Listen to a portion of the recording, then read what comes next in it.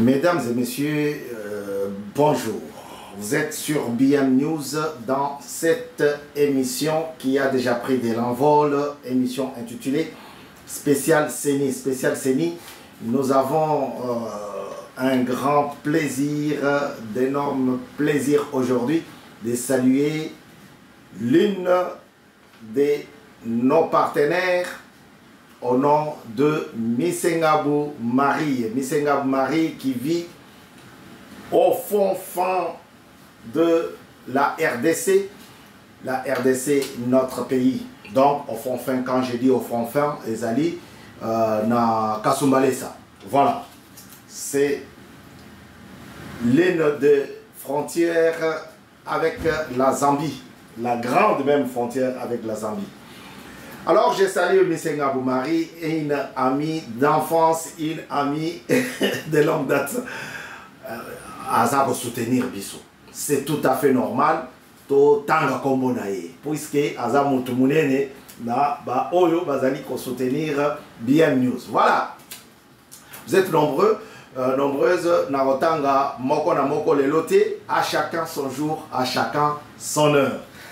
Merci à toute l'équipe de BM News, cette équipe formidable, une petite équipe qui n'a pas beaucoup de matériel, mais qui fait tout pour que vous puissiez avoir les informations en heure et dans le temps. Voilà. Aujourd'hui, c'est juste un rappel sur la superficie de la RDC et les minéraux qui y sont.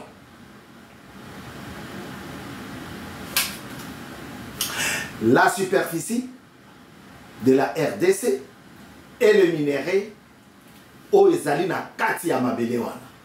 Parce que c'est à partir de cette richesse minière que beaucoup de pays, beaucoup de gouvernements nous envient et nous créent des problèmes. Je vous ai dit, ici à BM News, nous avons pris l'option de parler plusieurs fois de manière succincte de la zone de Grand Lac, c'est-à-dire l'Est de la République démocratique du Congo et tous ses voisins qui nous envient, qui nous font la guerre.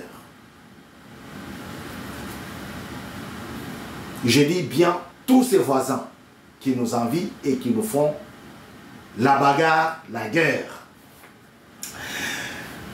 La RDC, c'est un pays géographiquement au centre du continent africain. Et le Belge qui a parlé de la position d'un revolver a dit que c'est en RDC qui s'y trouvait la gâchette pour déclencher le développement. Donc tout doit partir de là. Sans contestation, tout devait partir de la RDC. Et Dieu fait des choses miraculeuses. Regardez, c'est la RDC qui contient presque tous les minéraux qu'on peut rencontrer sur Terre. Ça se trouve en RDC. Et si on lâche, c'est fini. Tous les pays africains devaient se développer. Alors, la RDC contient une superficie de 2 345 000 km².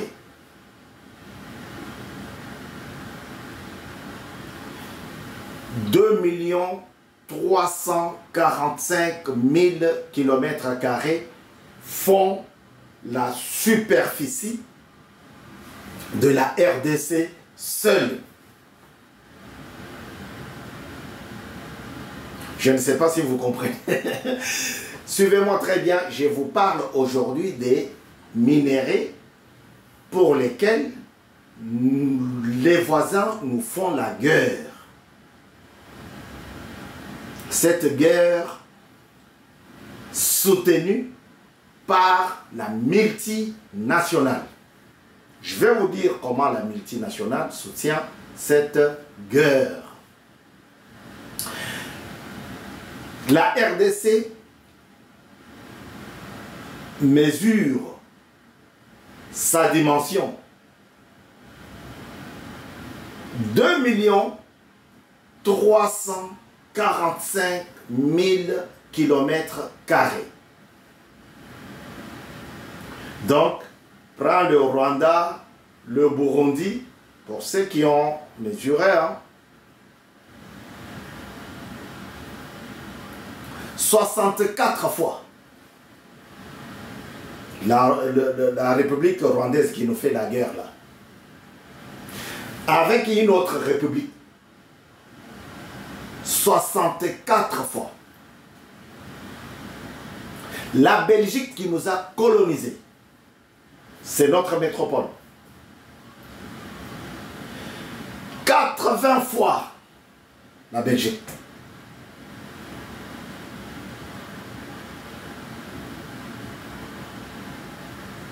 Et donc, la RDC est un pays vaste. C'est pour cela, elle est bénie. Dieu en a mis des minéraux par-ci, par-là, du bois, du caoutchouc, du coltan, du diamant, de l'étain, de partout. Et donc,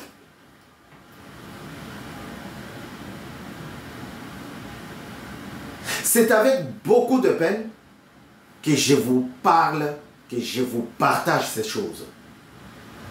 Pourquoi? Parce que ça va faire maintenant 30 ans. 30 ans que la République démocratique du Congo est sous la menace, sous les tueries, les massacres, les viols, les vols, sous le regard de l'ONU. L'ONU est là, présent. Les Nations Unies sont là, présents. Et on continue de massacrer. On continue de tuer. On continue de violer. Par des gens que l'ONU connaît. Par de pays que les États-Unis connaissent et font même un rapport. Je cite les États-Unis parce que ce sont eux les donneurs des ordres.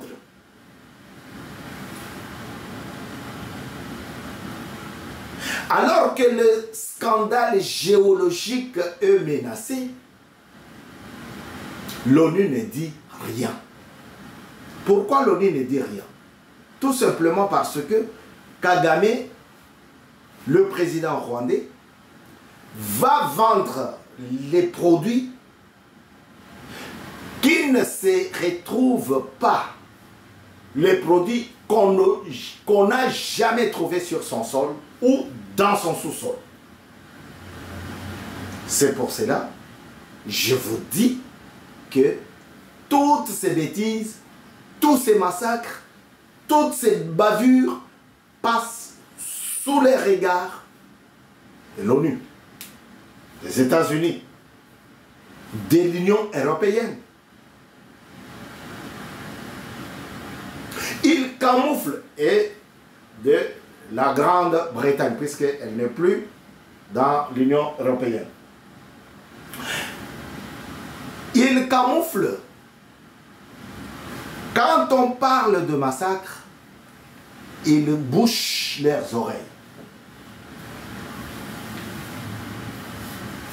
Les États-Unis, l'Union européenne, la Grande-Bretagne,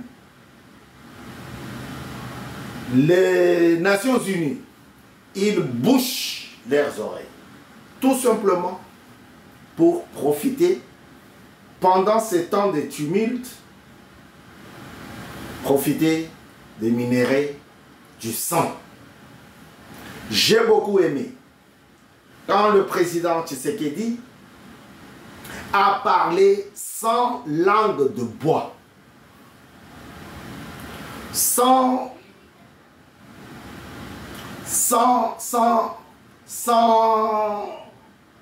camoufler, sans crainte, sans... Il a expliqué, carte sur table, que les gens qui sont en Europe, qui ont des téléphones portables, je n'en ai pas ici, qui ont des téléphones portables, se promènent avec le sang congolais, le sang des victimes congolaises dans leur poche. Et il n'a pas hésité de citer la grande enseigne Apple pour dire on a déjà commencé un procès contre cette société-là, cette entreprise. Eh bien, ici, nous ne voulons pas dormir, nous ne voulons pas fermer l'œil parce qu'il y a des choses à vous raconter, parce qu'il y a des choses à vous dire.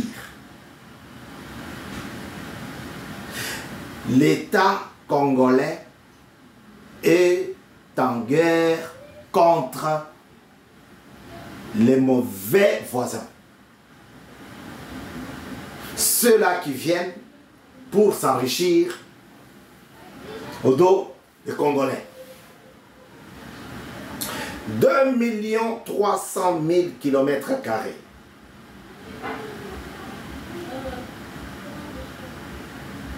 Mais ces gens-là, croupis toujours dans la misère. Cette superficie-là est habitée par plus ou moins 110 millions d'habitants. Dans l'informel.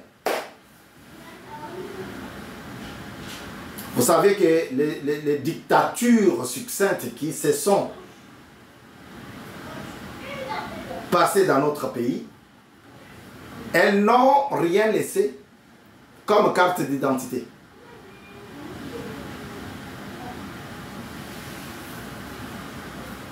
C'était une façon de laisser les voisins rentrer, sortir. N'importe qui pouvait être congolais le matin et l'après-midi devenir, redevenir soit gabonais, soit sud-africain, soit rwandais, soit togolais. Donc, c'était ça la manigance de toutes ces dictatures qui nous ont laissé sans la carte d'identité. La République démocratique du Congo. Et donc,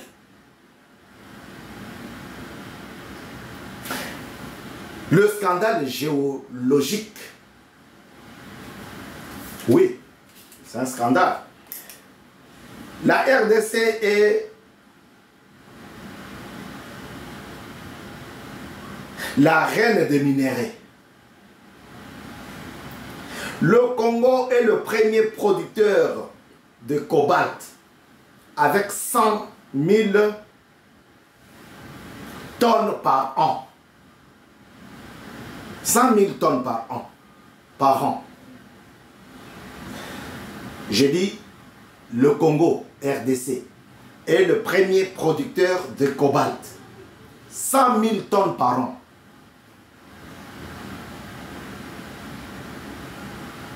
Ça aurait été quelqu'un comme la Belgique, notre métropole, ça pouvait être un développement hors cadre.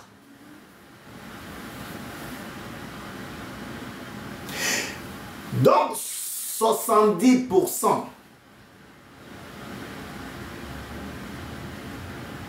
des matériels qui fabriquent la voiture de marque Tesla proviendraient de là, de ces cobaltes-là.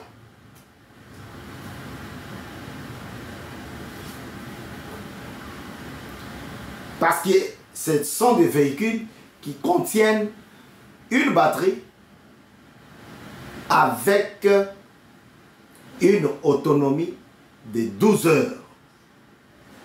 12 à 14 heures d'autonomie. Et ces matières-là proviennent de la RDC. Voilà pourquoi j'ai dit, je confirme, c'est un scandale géologique. La RDC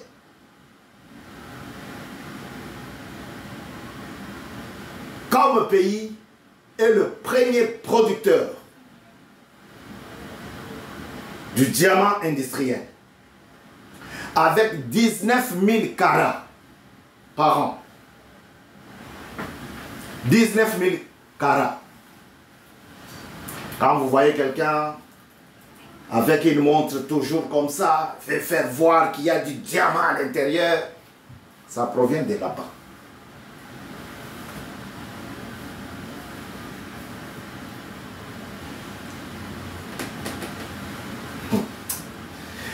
« 19 000 carats par an pour la RDC toute seule.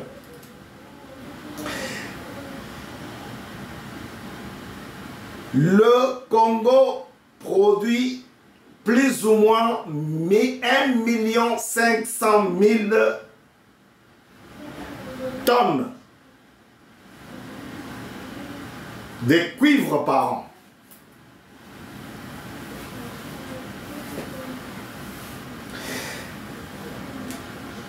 Un 1 500 000 tonnes de cuivre par an. La RDC. La RDC est la productrice mondiale de l'or avec 40 000 carats. 40 000 kilos, pardon. Je pensais que je parlais du diamant. 40 000 kilos par an de l'or chaque année.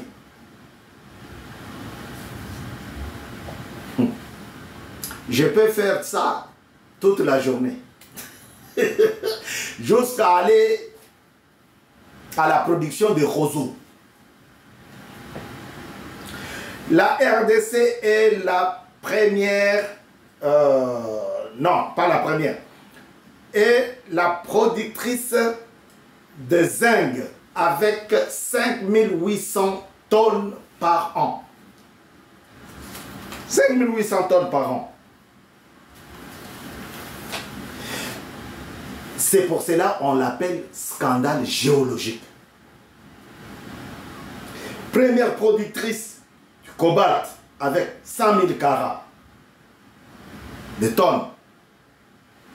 Et 100 000 tonnes par diamant, 19 000 carats. Cuivre, 1 500 000.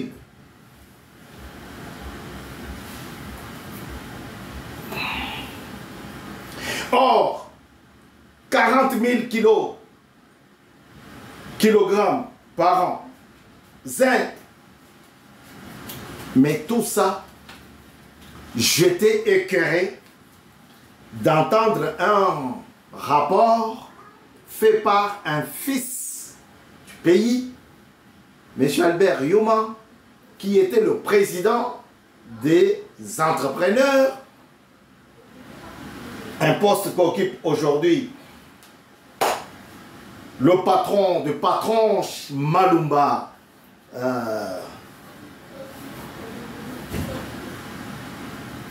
que je salue en passant. Albert Yuma disait quoi? Il disait c'est la Banque mondiale, les FMI qui ont spolié la RDC. Tous ces minéraux que je viens d'énumérer tous ces minéraux que je n'ai pas comptés ici, que je n'ai pas cités ici. Mais le Congolais est toujours, le pouvoir d'achat des Congolais est toujours en bas de l'échelle.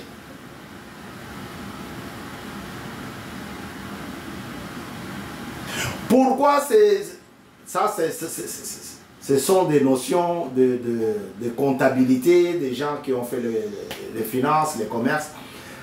Les entreprises internationales qui sont arrivées en RDC pour travailler n'ont pas amené les capitaux.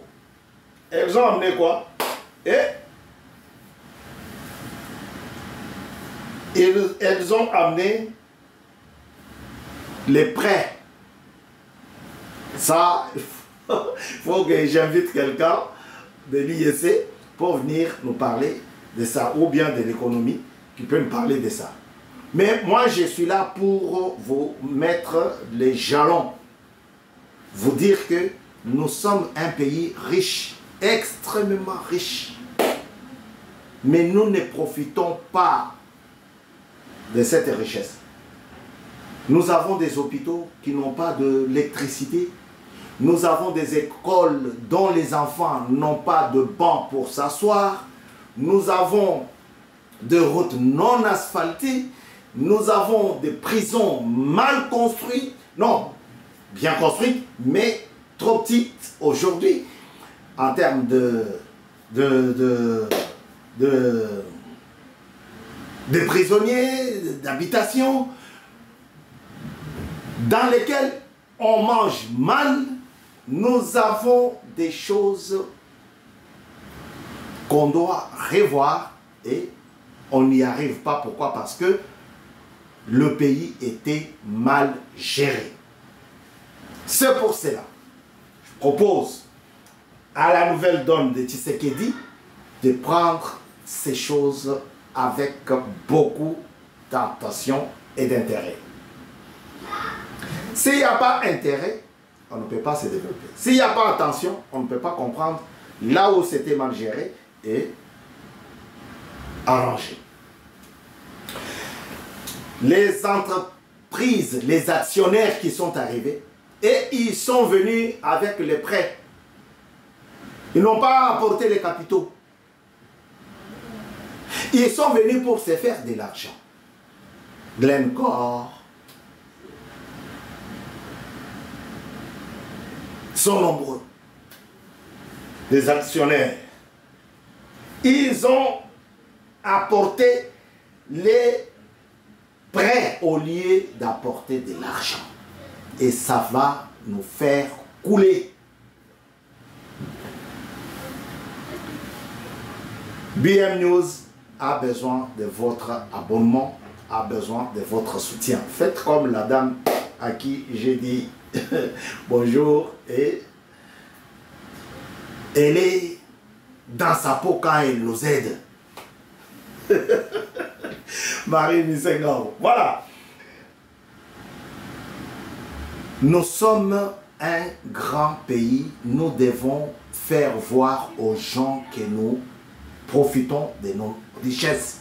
Ce n'est pas au Rwanda ou l'Ouganda de profiter de nos biens alors que nous sommes encore en vie. Nos enfants sont là. Ils étudient dans des mauvaises conditions. Vous voyez? Président Tshisekedi, travaillez pour l'intérêt de la nation comme vous avez commencé. Il ne faut pas oublier que le peuple est en précarité innommable. Alors, je pense que j'ai tout dit par rapport à la superficie et à la richesse que nous avons dans notre pays, que le peuple ne profite pas. C'est à peine. Mais la misère est toujours là. Moi, je sais que le président Tshisekedi est là. Et il va redresser beaucoup de choses. Que Dieu bénisse la RDC. Que Dieu bénisse tout celui qui se met debout pour que la chose puisse changer. La situation aujourd'hui est lamentable. La situation sociale aujourd'hui est lamentable. Il y a trop de souffrance. Mais si nous avons des gens qui se mettent debout, la chose peut changer. À très bientôt. J'ai eu mal à entendre 100 millions de tonnes. Ça m'a fait... Je suis incapable de continuer. Je suis incapable. Je ne comprends pas. Avec 100 millions seulement de tonnes de cobalt, on pouvait vivre. On pouvait vivre bien. Que Dieu nous aide. À très bientôt sur BM News.